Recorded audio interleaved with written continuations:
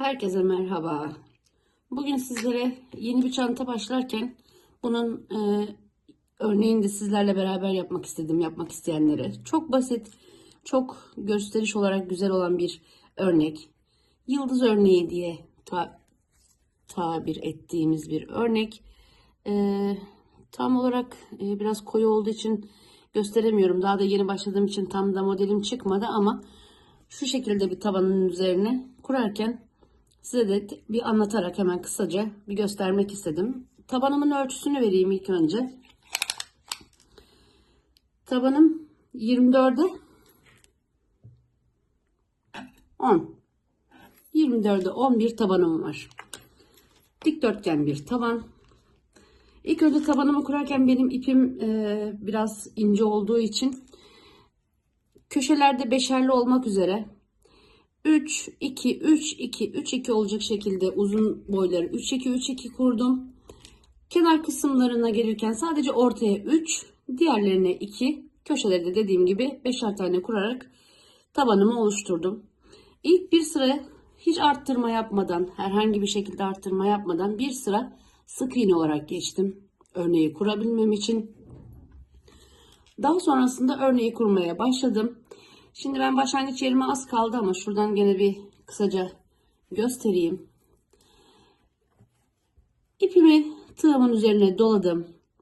Önüme gelen ilk boşluğa battım ve üzerine tuttum, çektim. Üzerine aldım. 2 ilmek atlayıp 3. ilmeğe batıyorum. Bu bir üst sırada yıldız ortalarına denk gelecek şekilde oluyor. Ben şu anda ilmek sayısı olarak gösteriyorum. Ve hepsini birden birleştirip bir tane zincirle kapatıyorum. Üzerine alıyorum. Daha sonra arada bıraktığım 2 tane sık iğnem var. Arkadaki 2 tane sık iğnenin üzerine 2 tane trabzan yapacağım. Tığımı doladım. Şu şekilde arka tarafından takarak öne getiriyorum.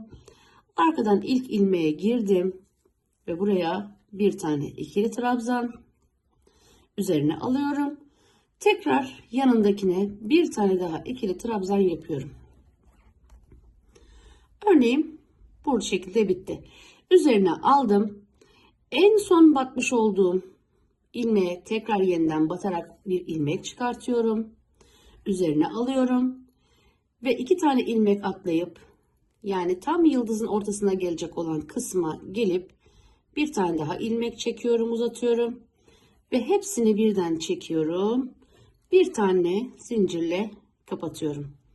Üzerine alıyorum. Tığımı arka taraftan örgünün takıp birinci sık iğneye ikili trabzan, ikinci sık iğneye bir tane ikili trabzan yaptım. Şimdi sıra başına gelip sıra başından tekrar olayın nasıl devam ettiğini göstereyim.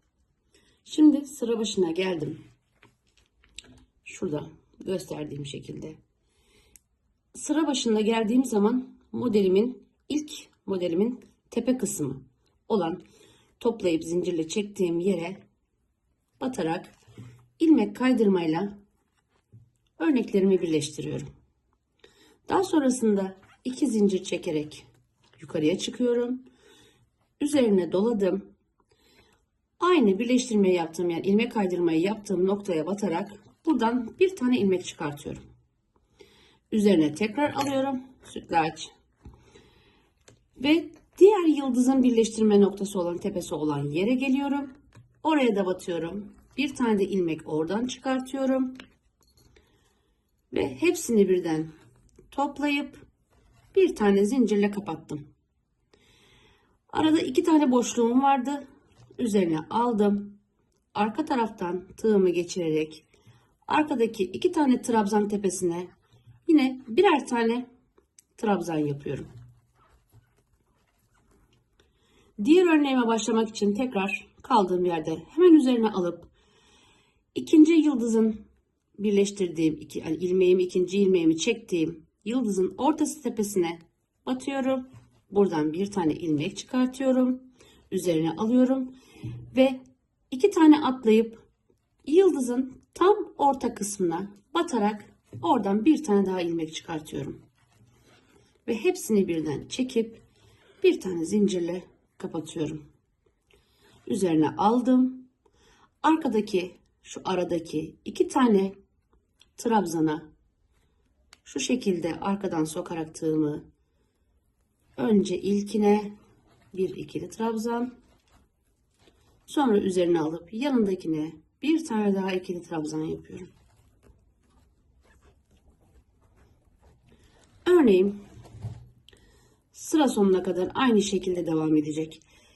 Gene bitirip bir sıra daha bitirip tam şu birleşme noktasını bir de sizlere göstereyim. Evet, şimdi sıra sonuna geldim. 2 tane örneğim kaldı. Onları da birlikte yapalım. Tığımın üzerine doladım. En son battığım yani yıldızın birleştirdiğim en son noktasından bir tane ilmek çıkartıyorum. Tepe noktasından. 2 tane ilmek atlıyorum ve yıldızın gene tepe noktasına batarak bir ilmek daha çıkartıyorum. Üzerine aldım, çektim. Bir zincirle kapattım. Üzerine alıyorum. Aradaki 2 tane trabzan tepesine trabzanlarımı yapacağım. Bu birinci. Bu da ikinci trabzanım. Şimdi son bir örneğim kaldı artık ve ondan sonra sıra başına birleştirmeyi yapacağız. Üzerine aldım. En son battığım noktadan bir tane ilmek çıkartıyorum. Uzattım. Üzerine aldım. Burada sıra başındaki ilk başlangıçtaki yıldızın orta kısmına, birleştirme yerine değil, tam yıldızın orta kısmına batıyorum. Oradan yine bir ilmek çıkartıyorum. Onu da uzattım. Hepsini birden çektim. Bir zincirle bağladım. Ve arkadaki 2 tane trabzan boşluğunu da yapıyorum.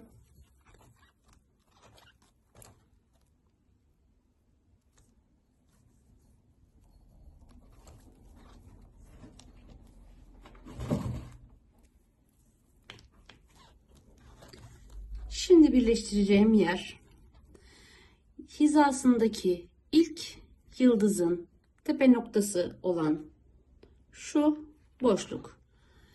Üzerine almıyorum. Orta boşluğuna batıyorum yıldızın tepe noktasına. İçinden ilmeğimi geçirdim ve tığımın üstündeki ilmekten de geçirerek ilmek kaydırmayla birleştirmemi yapıyorum. Ve gördüğünüz gibi hiçbir şekilde bir belirti yok geçişlerde. Bir şey yok. Aynı model olduğu gibi devam ediyor. Şimdi buradan yukarıya çıkabilmem için 2 zincirimi çekiyorum. Üzerine aldım. Yine birleştirmeyi yaptığım noktaya batarak oradan bir tane ilmek çıkartıyorum. Üzerine aldım. Diğer yıldızın tepesinden tam orta göbeğinden bir tane de ilmek oradan çıkartıyorum. Uzattım. Birleştirdim. Bir zincirle bağladım.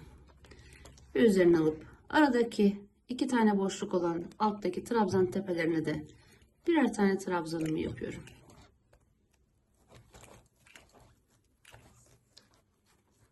Üzerine aldım. En son battığım yıldızın tepesine batarak bir ilmek çıkartıyorum.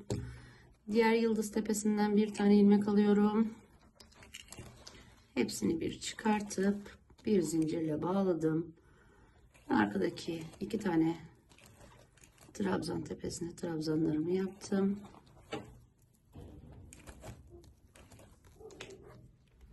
Gördüğünüz gibi geçişimizi de yaptık. Modelde herhangi bir bozulma olmadı. Birleştirme yerinde bir sıkıntı yok.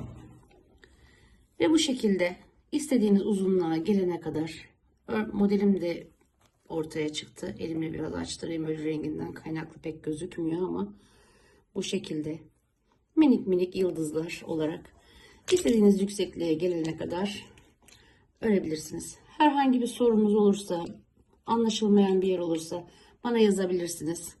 Videomu izlediğiniz için teşekkür ederim. Esralı İlmekler kanalıma abone olup bana destek verirseniz sevinirim. Görüşmek üzere.